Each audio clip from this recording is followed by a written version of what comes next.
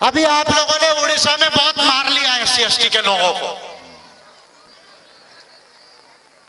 ये गंजम गजपति जो लोग हैं, आप लोगों ने पंडा पुरोहित के लोगों ने, आप लोगों ने बहुत अन्याय अत्याचार कर लिया एससी एसटी के लोगों को उड़ीसा के।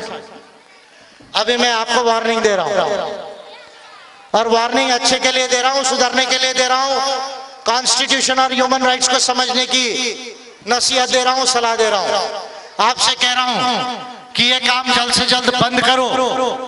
6 महीना मैं आपको दे रहा हूं, ये काम जल्द से जल्द बंद करो। मैं आपको केवल 6 महीना दे रहा हूं।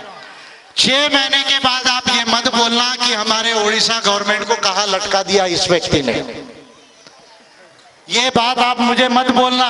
6 महीने के बाद, 14 अप्रैल के बाद ये मत बोल देना कि उड़ीसा गवर्नमेंट को विजय मानकर ने कहां पर कहां ट्रैप किया, कहां आपको अकाउंटेबल बनाया, और कहीं ऐसा ना हो कि नरेंद्र मोदी को फॉरेन घूमना पड़ रहा है, वैसे ही आपको पूरे भारत और फॉरेन में घूमना पड़े।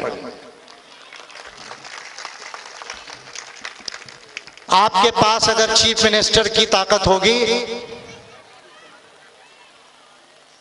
तो आप ये बात ध्यान में रखिए कि वो जिम्मेदारी आपको उड़ीसा के लोगों ने दी है, वो मूलभूत अधिकार और मानव अधिकारों का हनन करने के लिए नहीं दी है, वो उसको संरक्षण करने के लिए, उसे साकार करने के लिए दी है।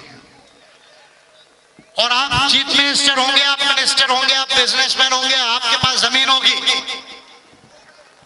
लेकिन एक बात ध्यान रखो, ना राजनीतिक सत्ता की ताकत सबसे बड़ी होती है और ना धर्म की सत्ता की ताकत सबसे बड़ी होती है।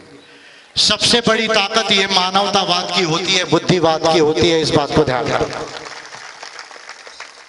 इंसानियत के ताकत के आगे एटम बम को भी खड़े रहना पड़ता है, ये इंसानियत की ताकत है।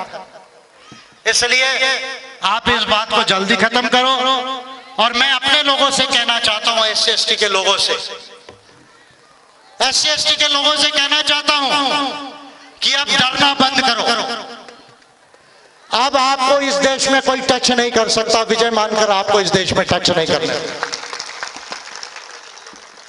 और अगर वो टच करेगा तो मैं उसको डबल टच करूंगा। वो डबल टच करेगा तो मैं उसको ट्रिपल टच करूंगा। और ये टचिंग के गेम में ऐसा ना हो कि आपकी पूरी टचिंग निकल जाए। तो इसलिए अभी इनको डरना बंद करो। अब डरने का समय नहीं, अब डराने का समय आ गया है। अब रोने का समय नहीं, अब रुलाने का समय आ गया है। अभी हारने का समय नहीं, अभी हराने का समय आ गया है इंडिया के अंदर। तो इसलिए जो है आप डरना छोड़ दो, और मैं आपको वचन देके जा रहा हूं 6 महीने के अंदर आपको पूछे बगैर एपीआई को उड़ीसा में ये एससी एसटी के इशू पर कोई काम नहीं करेगा।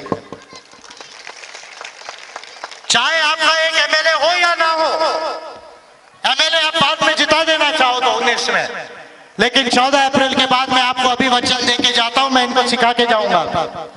और ये लोगों ने किया या नहीं किया ये आप पूछना, इनको आप लोगों को पूछना। मैं भी सिखा के जाऊंगा मीटिंग में कि सर ने जो बताया वो किया या नहीं किया, डेली पूछना है। लेटर डाला कि नहीं डाला, आरटीआई डाला कि नहीं डाला, पिटीशन किया कि नहीं किया, डेली पूछना है। मैं भी पढ़ा के जाऊंगा आप लोगों को।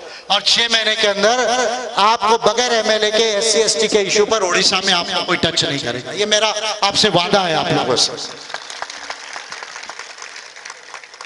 ठीक है।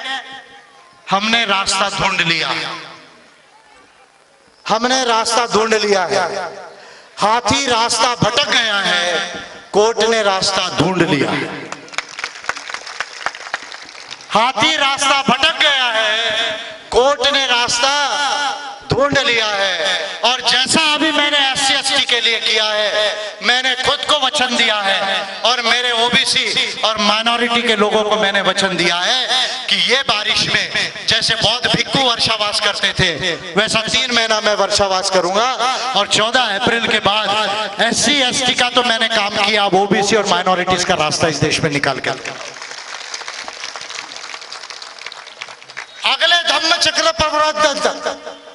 अगला धम्म चक्र प्रवर्तन अक्टूबर तक 14 अप्रैल के बाद इस बारिश में मैं ओबीसी और माइनॉरिटी का रास्ता निकालूंगा। और उसके बाद में ये काली टोपी वाले लोगों को कह रहा हूं कि आपका हाफ पैंट चेंज मैंने ही कराया है, इसको याद रखना।